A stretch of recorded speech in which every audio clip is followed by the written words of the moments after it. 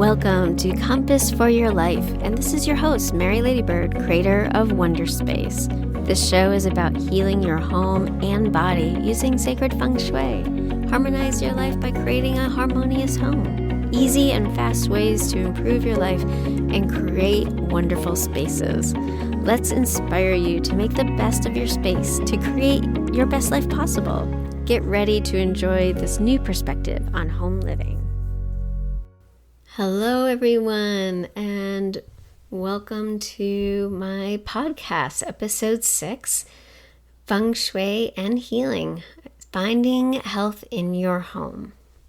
So today I'm going to be talking a little bit about what is Feng Shui, why is this important, and also 9 important tips for your health and how to remedy issues using your home. Going to also talk a little bit about the health area of your home. Where is that? And how to use that.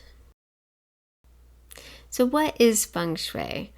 The translation is wind and water.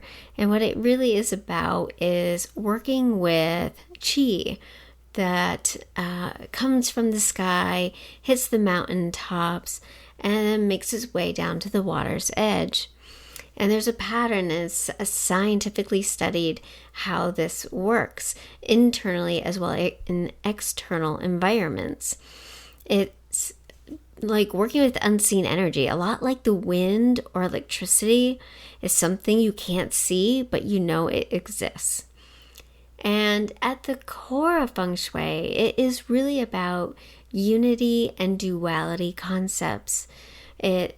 We work a lot with yin and yang and unity of that yin and yang, as well as balancing the 5 elements. So why is it important? Because it really is about growth, changing, and moving towards your best life. It is not about interior design, in case you're wondering. Home is a mirror, and if you change what that reflection looks like, it will change your life. So there's 2 schools of Feng Shui. One is called BTB. It's Black Sect Tantric Buddhist tradition. It's a modern take on an old tradition that focuses more on intuitiveness versus formulas. And then we have classical or imperial Feng Shui. It is known as a form school or the compass school, and it uses formulas to understand the energies around you. In today's discussion about health, I'm mainly going to be using the BTB version of Feng Shui. So I have 9 crucial health principles I want to share with you.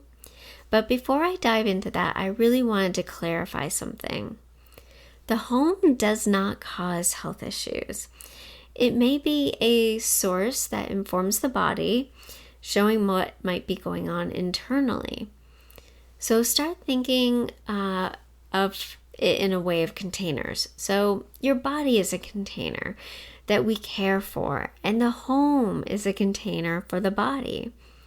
Just as you are careful of what you eat and put into your body, you need to be conscious as to what is in your home. The first tip I have for you is to be in command. Well, what does that mean? It usually means that you should set up your home in a way that you can always see the door. So when you are facing away from a door, it can affect your nervous system, cause anxiety, or raise stress levels. Now, this goes back to ancient times, but it's really about that feeling of being uncomfortable when your boss leans over from behind you, or you're at the dentist's office and you're waiting for the dentist to come in, but you're looking at a wall and not the door. You can't see who's coming or going. And we really want you to be comfortable in your own space so you can face your life and know what's coming towards you. And a real modern way of thinking about this is to be in your power.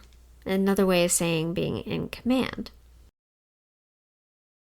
Well, how do you set your home up this way? Well, like I said, you have to have the view of the door of the room that you're in or your main door so you can see who's coming.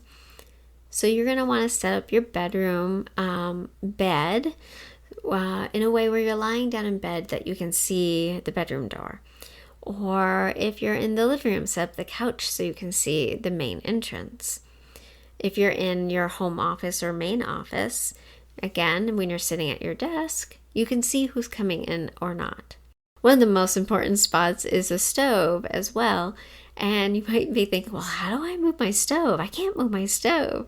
Well, there's a very simple remedy to that, which is use a mirror so you can see who's coming up behind you.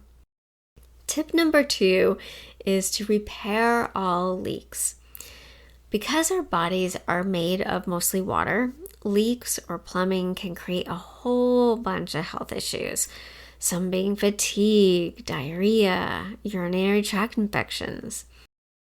Also, water is related to emotions and money, so it can compound depression or create some financial instability. So be sure that you have all those drip drops tidied up. Tip number 3 is to fix all doors. In the tradition of Feng Shui, entranceways are considered the mouth of qi. They bring in life force to a place. And you want doors to be able to open all the way. So nothing behind them, or they can't fully open, or nothing jammed behind it. Also, hinges shouldn't be broken. Squeaks should be fixed. If you think of the Tin Man getting rusted and then he's like trying to walk and he gets stuck. And doors can show up as joint related issues. Not being able to move well, right? Arthritis, TMJ, MS, and are all related to door issues. You could also run into some head issues, tumors, strokes, or migraines. Doors also represent the voice. So look for doors that when they open, they might hit each other. That can create arguments or power struggles. So you will want to remedy that as well. Tip number 4 is to clear away the clutter. Okay, you cannot make a stronger adjustment than this. When there is clutter, it's like information overload. There's just too much to deal with. So health-wise, when there's clutter in hallways, foyers, stairs, and they're blocked, it's like veins in your body getting blocked. It's the arteries of the home and can impact cholesterol, blood pressure, heart disease, and more. Clutter can also refer to things that you want to hide or not look at. Too much stuff on the floors can increase depression. Clutter has many characteristics, and it depends on where it is in your home. And the best way to help with the clutter is to find systems to remove it or organize it. Now we're going to move on to tip number 5. Check your electrical system. Electrical wires are like the body's wiring system, which is the nervous system. Electricity follows the same patterns as qi through the body's meridians. If it's not cared for, it can cause burnout or short fuses with temper. It can affect anything to do with the nervous system, including breakdowns, hormone imbalance, thyroid issues, adrenal burnout, or a difficult menopause. So what should you look for? You want to look for frayed wires, broken outlets or sockets, light switches, unfinished electrical work, fuses, breakers, or light bulbs burn out. You want to also consider broken appliances like toasters or microwave. Tip number 6 is to illuminate your dark areas. A dark home will lack life force energy. So if you think about the power of light, in a split second, you can go from being in the dark to being able to see. It helps us navigate our path in this world. And what we can't see or choose not to see, we can't address. Dark spots in the home can lead to dark spots in the body. On x-rays, doctors look for dark spots or masses where light cannot pass. You can remedy this by adding candles. Even if you don't light them all the time, you can get bigger or brighter bulbs, wattages. You can paint a wall a different color, a lighter color. Or you can purchase specific Feng Shui crystals which hold the light of the sun. And then start noticing what areas in your home need more light. Tip number 7, reduce EMFs and geopathic stress. So electromagnetic pollution causes toxicity, it weakens your immune system, and can induce illness, among other issues.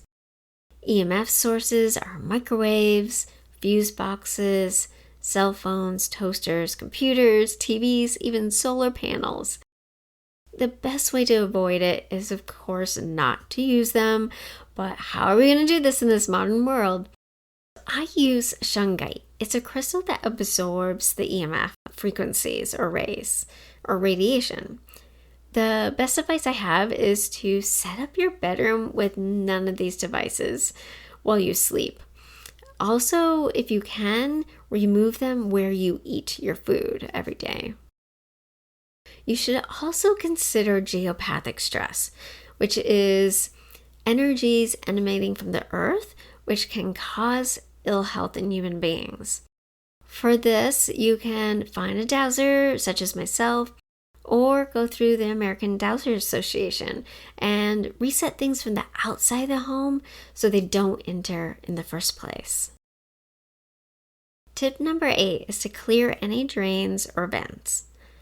Backed up sewers or toilets can cause illness related to colon, bowels, intestinal area, and it can also trigger blood-related diseases. Blocked plumbing or vents can affect us like clutter does, causing our lives to get stuck.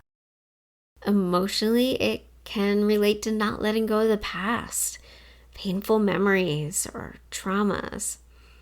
If pipes are broken, look for problems with ulcers, heart disease, high blood pressure, or rare kinds of illnesses. And add to your calendar to change your filters and clean your vents every fall. The last tip I have for you is tip number 9, to bagua your home. Bagua actually means 8 areas, 8 sections. In Feng Shui, we call them guas. And the bagua is basically how to read the energy of your home, but it's broken up into trigrams, which are combinations of yin and yang energy. And each of these areas holds an energy that relates to those aspects. It also relates to a particular element. We have the 5 elements, one which is wood, that's trees, upward moving energy, growth, and life, which then can feed fire. And then from fire creates ash, which we consider to be earth. And earth, compressed, creates metal. Metal carries water, and water feeds wood. So those are the 5 elements working in a creative cycle. There's also other cycles that we work with in Feng Shui related to the elements. The bagua, like I said, it means 8 sections, but there's around these 8 sections, there's a center point, and that is called the Tai Chi in the bagua. And it's also related to health. And if you think about it, when you get sick, you can't really go to work, see your friends, be with your family. You can't work on creative projects. You're not, studying or learning. You're not having romantic relationships. You're ill. You're not well. So that is why, it is the center area of what is the Bagua. But surrounding that, like I said, there's 8 other areas. One is abundance area. There's reputation, partnership, creativity, mentors, career, wisdom, and family. And all of those are energies that we can look at that overlay your floor plan in a home. So when we lay this map of 8 guas and the center health over a home, the center of your home is always going to be your health area. So if you're having health issues, you start at the center of your home. And yes, everything else, every other gua holds health of some sort, having a healthy career, healthy partnership, healthy abundance, healthy finances. So we can look at health in those ways as well. Lastly, what I want to talk about is another layer. So with the Bagua, each area correlates to specific body parts. For example, the center area, which is health, correlates to the nervous system. When you have the abundance area, which is Shen, the body correlates to hip and bones. In Li, which is relationships, it correlates to eyes and heart.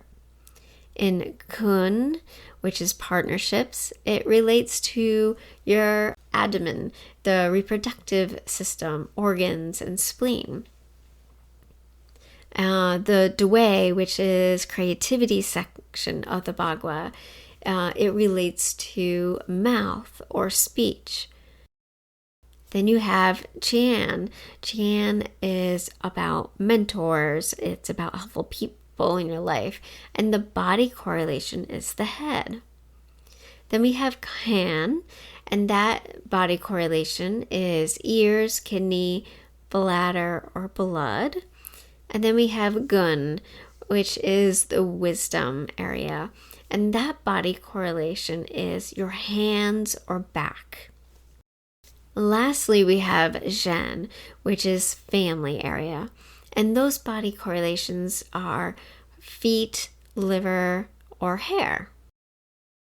So as you can see, there's so many layers that we can start to look at your health with Feng Shui. And I want to leave you with a quote from Dolores Cannon. She says, "Everything is energy. Once you learn how to use energy, you can have anything you want. Nothing is impossible, and there are no limitations." So imagine for a moment what that means for your wellness. I believe that using energy through the wisdom of Feng Shui can change your reality from illness to wellness. So I hope you start to get a sense of what the inside energies are, inside yourself and your home, and how to start working on changing your life for the better. I am Mary Ladybird. Thank you so much for joining me for this podcast about Feng Shui and health, and I hope you make your space a wonder space. I hope you enjoyed today's episode. Please take a moment to leave a review or support this podcast by subscribing. Visit wonderspacefengshui.com for events and other offerings. Thanks for listening, and see you in the next episode.